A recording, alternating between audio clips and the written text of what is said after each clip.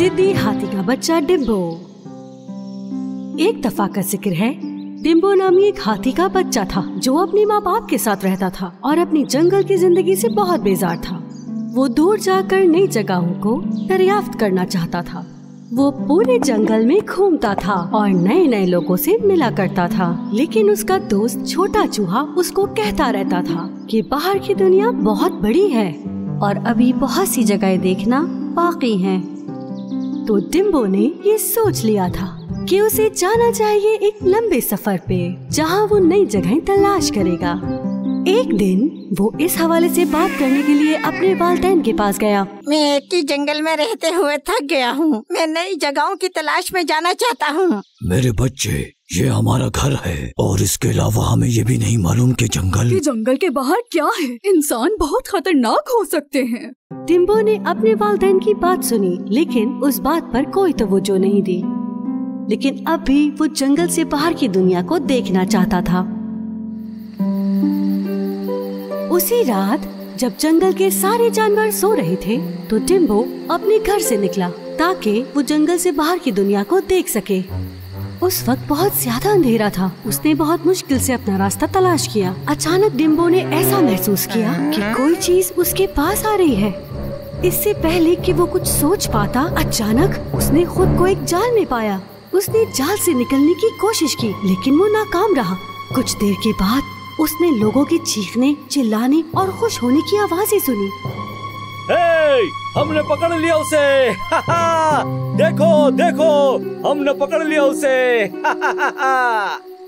इससे पहले कि वो समझ पाता कि ये क्या हो रहा है, डिम्बो को जमीन से उठाकर एक अंधेरे डब्बे में बंद कर दिया गया और साथ ही उसका दरवाजा भी बंद कर दिया गया। अचानक डब्बा हिलना शुरू हो गया। खौफज़दा छोटे डिम्बो को समझ नहीं आ रहा था कि वो क्या करे। फिर उसने एक आवाज सुनी। तो इन्होंने तुम्हें भी पकड़ लिया। जब उसने आवाज की तरफ गौर किया तो उसको मालूम हुआ कि जंगल के बंदरों में से वहाँ एक बंदर था। किसने पकड़ा है मुझे? इंसानों ने। लेकिन मुझे क्यों पकड़ा है? मैंने तो इनके साथ कुछ भी नहीं किया। मैंने भी उनके साथ कुछ नहीं किया, लेकिन वो हमारे साथ कुछ करने का मंसूबा बना रहे हैं। बंदर ठीक कह रहा था। वो लोग जिन्होंने डिम्बो और बंदर को पकड़ा था वो एक कस्बे में सर्कस के लिए काम कर रहे थे। जो जानवर उन्होंने पकड़े थे उनको वो सर्कस में करतब दिखाने के लिए लेके जा रहे थे। सुबह जब डिम्बो जंगल में उसकी माँ को नजर न आया तो वो बहुत ही ज्यादा परेशान हो गई। उसने अपने दूसरे बच्चों से पूछा कि क्या उन्होंने डिम्बो को देखा है, लेकिन उन्होंने भी उसे कल रात से नहीं देखा था। परेशानी की हालत में वो डिम्बो के अब्बू के पास गई। डिम्बो यहाँ से कहीं चला गया है। तो उसने वही किया जो उसने कहा था। इससे पहले कि उसे कुछ हो, हमें उसे ढूंढना होगा। उसके घर वालों ने डिम्बो के दोस्त चूहे को ढूंढा और उसे सारा मामला बताया। चूहा बहुत ज्यादा उदास हो गया।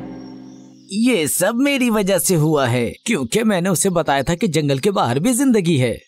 परेशान मत हो, हम उसे ढूंढ लेंगे। काफी दिन गुजर गए। डिम्बो को सर्कस के पास एक खारदार तारों के बीच में रखा हुआ था और उसके दोस्त बंदर को भी पिंजरे में बंद करके रखा हुआ था। सर्कस के लोग शो की तैयारी में लगे हुए थे, जो कि एक हफ्ते के बाद शुरू होने वाला था। डिम्बो हैरत से इनके सर्कस के टेंट और ट्रक्स को देख रहा था, क्योंकि वो इन सब चीजों को अपनी जिंदगी में पहली बार देख रहा था। ये सर्कस का क्या मतलब है और मुझे यहाँ क्यों रखा है? जब डिम्बो इन सब चीजों के बारे में सोच रहा था, तब उसी वक्त दो आदमी आए और उसे सर्कस में ले गए। जब डिम्बो को सर्कस में लेकर गए तो वो वहाँ मंजर देख के बहुत ज्यादा खौफज़दा हो गया।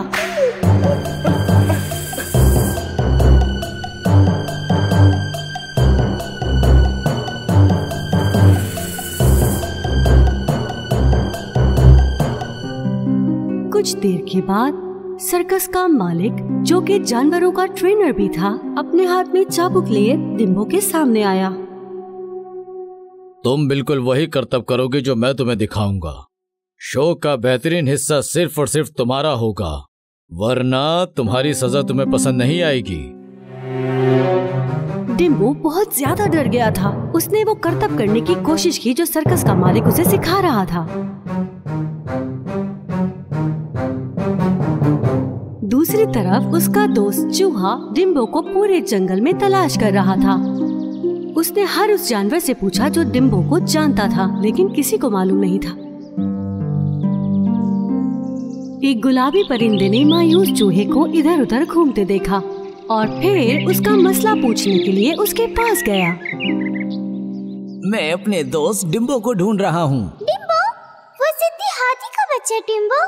हाँ, मेरे ख्याल से वो जंगल को छोड़कर शहर चला गया है। जैसे अम्मी ने मुझे बताया था, जब मैं छोटी थी तो डिम्बो ने मेरी जान बचाई थी। अगर वो किसी मुसीबत में है तो मैं उसकी मदद जरूर करूँगी। तुम उड़ते हुए शहर जाकर डिम्बो को ढूंढ सकती हो। अगर वो वहाँ है तो मुझे यकीन है कि तुम उसे ढूंढ लाओगी। हाँ बिल्कुल, तुम परेशान ना हो, मैं उसे ढूंढ लूंगी। वो छोटा गुलाबी परिंदा फौरन शहर की तरफ रवाना हो गया ताकि वो डिम्बो को ढूंढ सके। कुछ घंटे उड़ने के बाद कुछ ही फासले पर उसे रंगीन कलर के सर्कस के टेंट दिखे और साथ में ट्रक्स भी थे। वो उड़ के उनके पास गई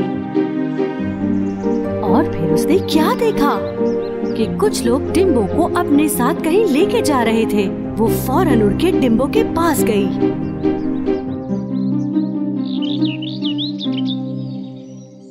डिम्बो, मैं खुश हूँ कि मैंने तुम्हें ढूंढ लिया है। तुम्हारे घर वाले तुम्हारे लिए बहुत परेशान हैं। कुछ लोगों ने मुझे यहाँ कैद कर लिया है। वो अगले हफ्ते मुझे शो में ले जाएंगे। क्या वाकई? परेशान ना हो, हम तुम्हें यहाँ से निकाल लेंगे। अब मैं जाकर तुम्हारे घर वालों को ये सब जाकर बताती हूँ। वो गुलाबी परिंदा उड़कर वापस जंगल की तरफ जाने लगा। डिम्बो बहुत खुश था क्योंकि वो जानता था कि अब वो बच जाएगा। गुलाबी परिंदे ने जंगल वापस जाकर डिम्बो के घर वालों को सब कुछ बता दिया। डिम्बो के वालिदैन ये बात सुनकर बहुत खुश हुए। हम सुबह यहाँ से निकल जाएंगे और इंसानों से अपना बच्चा वापस ले आएंगे। सुबह सवेरे डिम्बो के घर वाले, चूहे और परिंदे ने शहर की जानिब सफर शुरू कर दिया।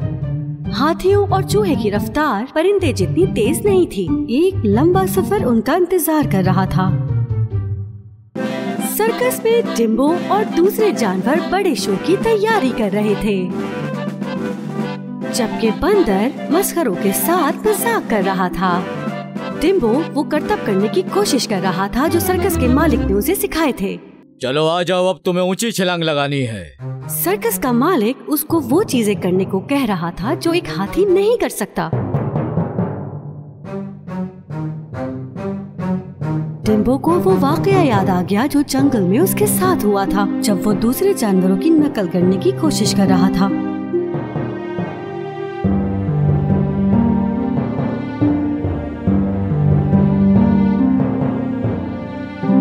मुझे उम्मीद है कि मेरे माँ बाप जल्द बचाने मुझे आ जाएंगे। एक दिन पूरा गुजर चुका था और अब शो का दिन आ गया था। सर्कस की बत्तियां चमक रही थी और बहुत से लोग टेंट के अंदर जा रहे थे। डिम्बो के घर वाले, चूहा और छोटा गुलाबी परिंदा सर्कस के पास पहुंच गए। उन्होंने देखा कि उनका प्यारा सा डिम्बो खारदार पिंजरे में कैद है। ये रहा डिम्बो। हाँ, लेकिन हम वहाँ उसे कैसे बचाएंगे? मैं डिम्बो से बात करता हूँ। मैं भी चलती हूँ। चूहा और परिंदा डिम्बो के पास गए। चूहा तार के नीचे से होकर डिम्बो के पास चला गया। डिम्बो, इधर देखो। हाय मेरे दोस्त। इसी दौरान गुलाबी परिंदे ने लोहे के दरवाजे को करीब से देखा। दरवाजा बंद है, मुझे इसकी चाबी ढूंढनी होगी। जब मेरी बारी आएगी तब वो दरवाजा खोलेंगे, फिर हम भाग सकते हैं। ठीक है, हम मंसूबा बनाते हैं, तुम हमारा इंतजार करो। और इसी दौरान सर्कस में शो जारी रहा। मेहमानों को हंसाने के लिए बंदर और मस्खर मज़ाहिया बनने की कोशिश कर रहे थे। जब वो अपना शो खत्म करके स्टेज छोड़कर चले गए तो सर्कस का मालिक स्टेज पर आया। प्यारे मेहमानों, अब हमारा जादूगर स्टेज पर आकर जादू दिखाएगा। सर्कस का मालिक स्टेज छोड़कर पीछे की तरफ चला गया। उसने अपने आदमियों से हाथी को लाने का कहा। उसके आदमी बाहर गए और जहाँ डिम्बो को रखा हुआ था वहाँ का ताला खोला और फिर बिल्कुल उसी लम्हे एक जोरदार आवाज आई। जब उन्होंने देखा कि ये आवाज कहाँ से आ रही है, तो देखा कि 4 हाथी उनकी तरफ आ रहे हैं। वो दोनों खौफजदा होकर वहाँ से भाग गए और जब वो चले गए तो डिम्बो आसानी से बाहर आ गया और अपने घर वालों को देखकर खुश हो गया। मेरे बच्चे, हमें यहाँ से निकलने की जरूरत है। नहीं। डिम्बो का जवाब सुनकर वो सब हैरान रह गए। पहले मैं अपने दूसरे साथियों को भी बचाऊंगा। हमें उनका ध्यान बटाना होगा ताकि चूहा और परिंदा उनका दरवाजा खोल सके। वो चारों हाथी सर्कस के इर्द गिर्द घूमने लग गए।